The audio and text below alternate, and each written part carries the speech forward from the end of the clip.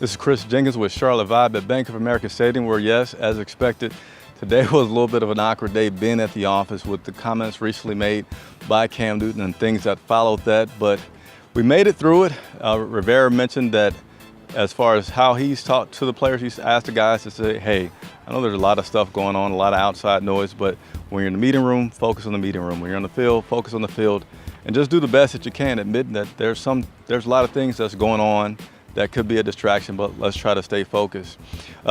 Getting underway with the press conference was a little awkward in itself, and it seemed like it was only going to last for about 1 minute, as no one really knew where to start the press conference. But once it got going, it went pretty well, and I asked Coach Ron Rivera a few questions today, all football related, surprisingly, right?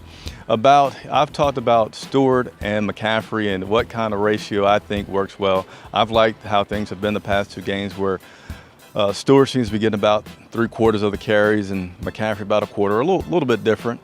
And I asked Rivera if he feels like they found the sweet spot, and he said he feels like they have, because Stewart belongs as the primary running back. He belongs as a punishing back, and it showed last week when, even though he had the fumble, he came right back in and had some really good carries, 8 or 9 yard run, and that's something that this team needs in order to be successful.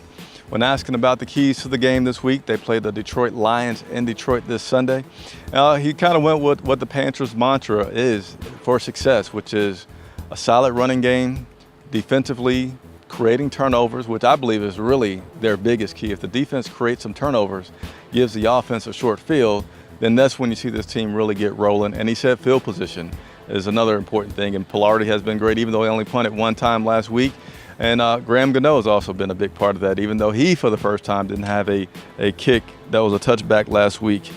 And I got this big, long injury report in my hand that I'm going to tell you guys about, and I'll tell you also a response that Coach Rivera had about the injuries. We had not participating today was Mario Addison, Kurt Coleman, Demetrius Cox, Ryan Khalil, and Julius Peppers. Those guys all had various injuries. 2 guys that didn't practice today because of rest would have been Charles Johnson as well as Jonathan Stewart. So, as you guys know, at the beginning of the season, they were excited about the short injury list. Now it's getting pretty long. I asked Rivera about the keys for this team dealing with these injuries. Is it the player?